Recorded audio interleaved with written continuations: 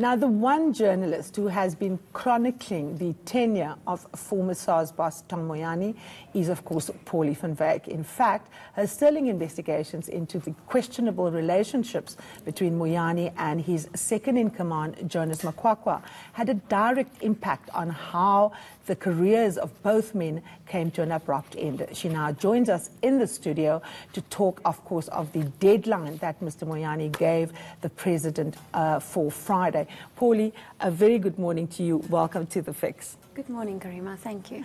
Now, just to kick off the conversation, I had a long conversation with Shame, a very sick Kusela. She has flu, so her voice is very raspy.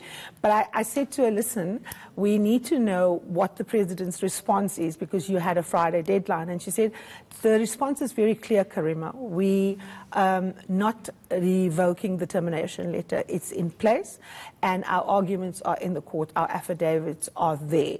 And, of course, Mr. Mabuza has now done a runner.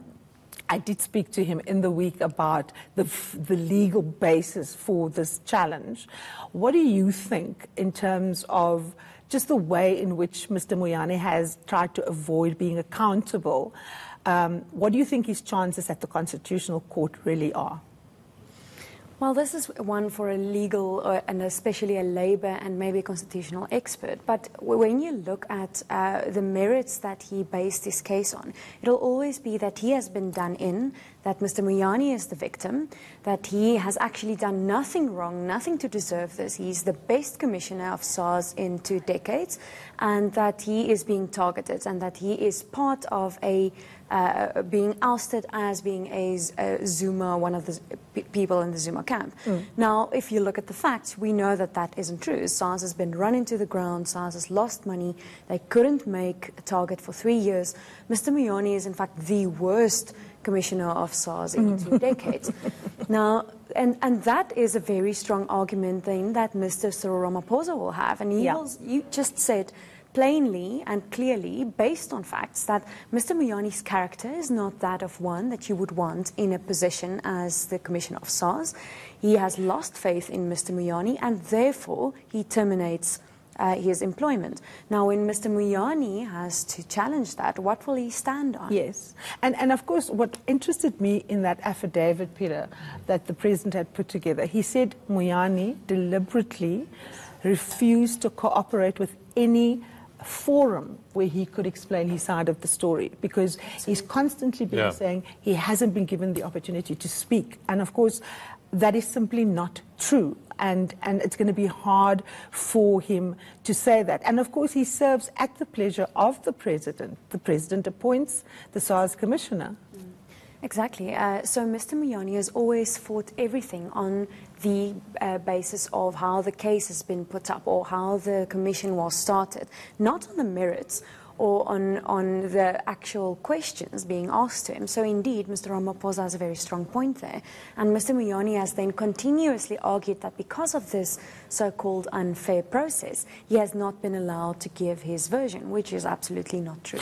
And of course, what is amazing is the similarity in the MO between the way in which former President Jacob Zuma mounted that legal battle that lasted 9 years to prevent himself from being in a forum legally constituted that makes a decision on his guilt or innocence. I mean, it's textbook, it's classic, and of course we know that Mr. Moyane is, you know, an inner circle person, is an accolade of Mr. Zuma. I mean, it's essentially written by the same scriptwriter, isn't it? Absolutely, but I do think they've misjudged, because now Mr. Moyane is out, and he was never the leader that could make the choices and just kept himself in a certain position propped up by a political party. He is an employee, even though that he's a highly employed employee. So he's the one who should take orders in this instance. And when he is out of the system, it's very hard to fight to get back into it. So I think you're right. They try to get to the same sort of agenda as Mr.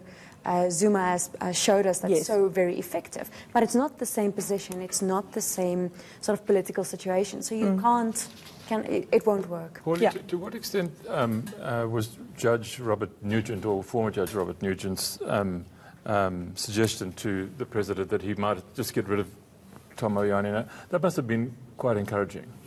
Yes, it was. It was actually the moment that Mr. Ramaphosa said, "Okay, this is now my cue, and I will stand up and let the guy go." Because you don't really mess with Robert Nugent. I don't know whether you've not at seen all. him before The man doesn't read commission. newspapers. He's not interested in commentary. He was interested in his mandate, which was to look at how the tax affairs were managed, and he went, for the jugular.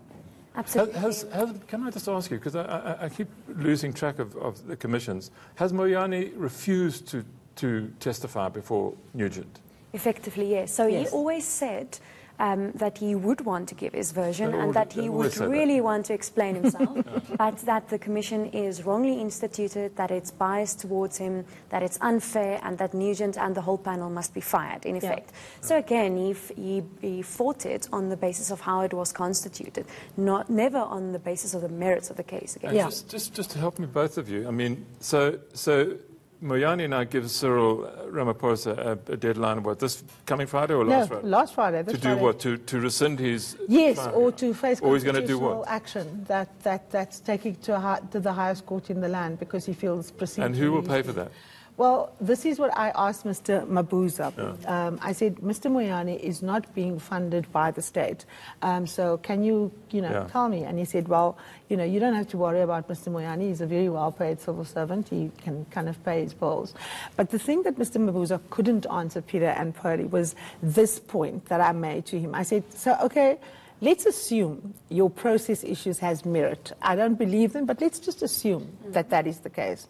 The evidence that has come out at Nugent puts Mr. Moyane in the company of Bain a year before he becomes the head of an organization he has nothing to do with. He is still at Correctional Services, but he's discussing with Bain how to reorganize a structure, an institution that he has nothing to do with. And of course, now we know that a mutual friend, Duma Kandlovo, the famous television producer and filmmaker, was the link, took Bain to Nkandla for Mr. Zuma to be there. And I asked him, I said, can you explain to me what was in your client's mind? Did he read the president's mind that he was going to go to SARS? How did he get to meet with an international consultancy about reformulating the entire SARS? And of course, I mean, that is the substance of the matter, isn't it? Absolutely. And what did he say? I'm very interested in that answer, because what your whole scenario boils down to is, where did Mr. Moyane derive the power to get Bain, which charges a lot of money per hour, to do work for him in telling him, how will you change SARS a year before? So what did Mr. Mabuza say then? Mr. Mabuza couldn't answer the question, and then again, of course, accused me of not listening to him and said that, they feel that it's unfair and so on. And the thing that struck me is when Mr. Mabuza's lawyer, Daily Maverick, appeared before the commission, in that whole circus, what they wanted to do?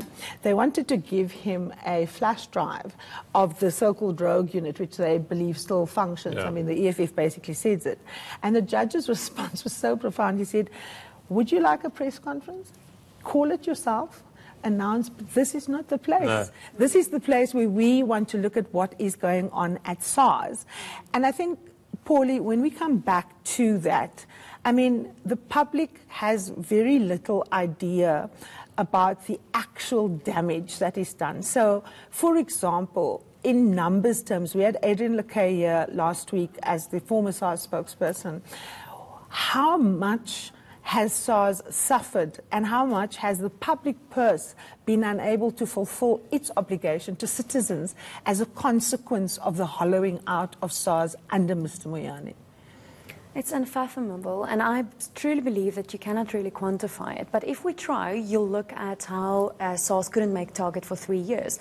It's run up to about 150 billion if you take it over a course of 3 years. But that's not the only problem. Yeah. Because SARS cannot make target, it was a major factor in the increase of a percentage point in VAT. Yeah. And then you come to the human capital. What have we lost in the people that left SARS? You cannot, I mean, you're not going to get those people back. They're in very good positions in the public sector. They're not really, or private sector, they wouldn't really want to come back. Yeah. You'll have to either increase their salaries or you have to get them into better positions or so on, if they want to come back.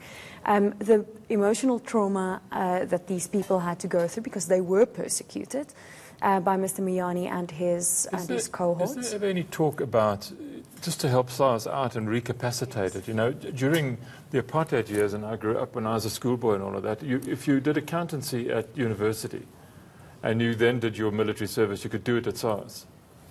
So you could actually do, you know, you could actually be an accounting student, do a year at SARS and go out into the world and then, you know, crook other people's books for them, whatever it might have been. But I just wonder whether there isn't a way to actually attract graduates in, or force them actually to go and work at SARS, because there are lots of SARS offices all around the country. Yeah. Before they are recognised by SAICA, for instance. The problem is that it's not the entry-level people that we need here. We need the upper echelons of SARS to be corrected, especially the executive committee. The executive committee is still Mr. Moyane's committee, and they really know very little about SARS, about tax, and about running an institution like that. So that would be where our problem lies. Now, how does Cyril Ramaphosa find a new head of SARS? What does he do? Does he do the same thing he's just done for the NPA, get a committee of people? Look, he's already begun, and there are a few candidates, and some of them already said no, they don't think that they would want the job. It's going to be difficult. Can you share with us the names of some of these individuals whose names are being bandied around? Some of the previous deputy ministers of finance and so on were asked if they would be interested, and it's been coming for some while. We also know that Mr. Ivan Pillay has been in the run-up, but now we also have to remember that there's a new dynamic now. We have a new Minister of Finance. Yes. Now, the new Minister of Finance and the Pravin Gordhan sort of a line of people may not always get along very well, or he might have his own people in mind. But still, the President is the one to appoint. Yes. And we know that Mr. Pravin Gordhan is still Mr. Ramaphosa's ear, despite what the newspapers are trying to tell us today. So it's going to be an interesting dynamic, and with the new Treasury Minister, we might be in for a surprise. But so how do they pick it?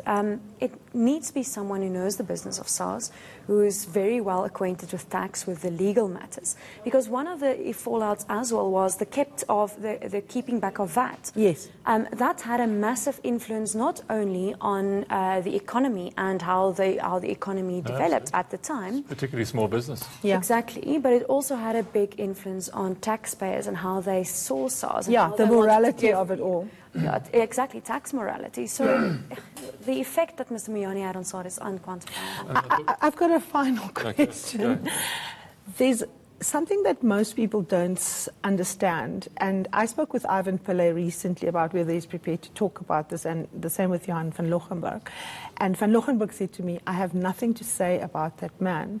But the problem is, and this is what I think is now needing to be aligned, is that these people are actually still facing criminal charges. So what happens to that? Who needs to basically say that these charges have no basis in law? Because the Nugent Commission has refuted it over and over and over again. So the criminal charges relates to the spying on the NPA, the National Prosecuting Authority. Now, when criminal charges are there, you can't really withdraw them. That's why it's such an effective weapon being used in the past, in the Zuma decade.